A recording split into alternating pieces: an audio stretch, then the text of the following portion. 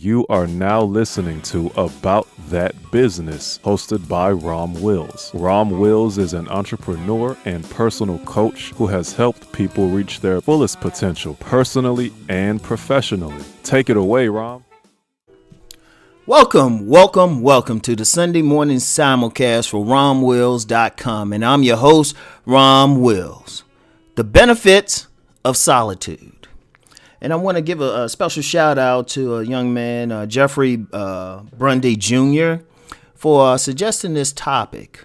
And I was actually going to do it in one of my regular videos, but I was like, you know what, this is perfect for a Sunday morning simulcast.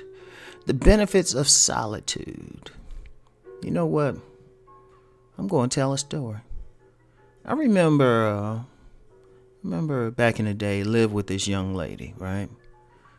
And, you know, things happened. We broke up.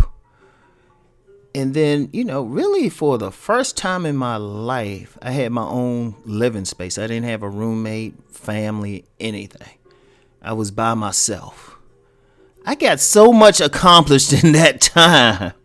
Man, that was in fact, the amount of things, the amount of work, the amount of productivity I had in that period was probably set the tone for everything I'm doing now, set the tone for the rest of my life. That's because I had solitude.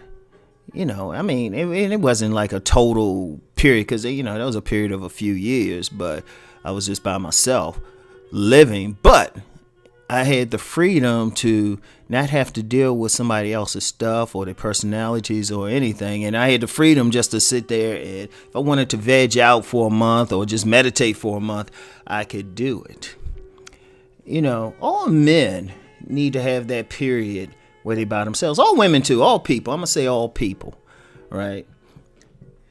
All people need to have that period where they don't have to deal with somebody else's stuff. Because when you're living with somebody, or you're dealing with somebody on a consistent basis, or even people out here, you like it or not, you have to adjust yourself somewhat.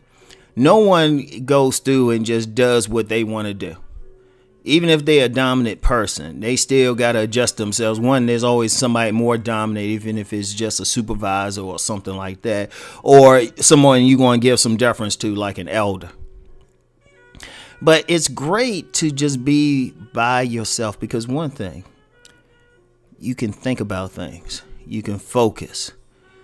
You know, that's why if you look at the stories of many great spiritual masters, they always had a period where they were by themselves.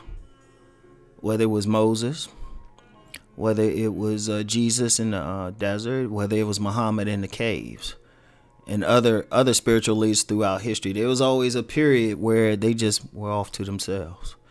That way you can really think, you can cleanse yourself, you can really think about your place in the universe. And you can also focus on what you want to do. See, the problem is when you're dealing with a lot of people, or you're always around a lot of people, like I said, you gotta to some extent cooperate with them. And you're exchanging ideas with, you're interacting with them. You can't really focus on just yourself. Now, I did a video recently about being happily single, and the whole thing with that is being happy within yourself before dealing with another human being. But see, that's part of the thing with solitude. You can learn yourself. You can figure out, you can get entertained with yourself. See, a lot of people feel like they have to always be around somebody. They always have to interact. And there's some deep aspects to that because, and that's some people, you know, some people perfectly cool being introverted. And this is not to say being introverted is better than extroverted, but regardless of where you're at, you need to be that person who is comfortable being by yourself, enjoying it. You know, sometimes, hey, you know what? Even if you married or something, take a vacation somewhere. Take a vacation by yourself. You know, go someplace. Just travel. Just, you know what? Leave the family. They all right. They can deal without you for a week. Shoot, go to a retreat center. You don't have to be anything place fancy. You can go. They have retreat centers where you can just go and relax. You can just go do what you want to do. You can do that, or or even if you are married, you're in a relationship. Take have a little room. Have your own room. If you're a man cave, a woman cave, or whatever they're gonna call it. Have that time, just that space where you in there. And some dudes have that, with the whole man cave thing. And it's not just partying, but some dudes say, look, I just got my little space where I can just go in here and chill.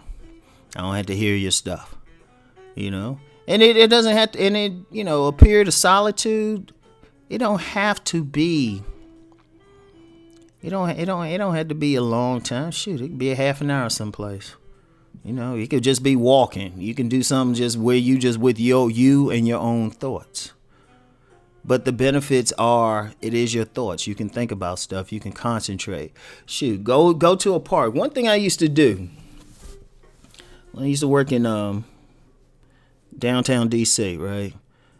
There was a park I used to always stop in on my way back from work. I had to walk to the bus stop or something. And I would just sit there. I would just be like, all right, I'm just going to sit here and relax. It could be a half an hour or something. Or sometimes I might do it at lunchtime, go find a park and just sit there. And everybody could walk around. It's like you can think about something, you can recharge.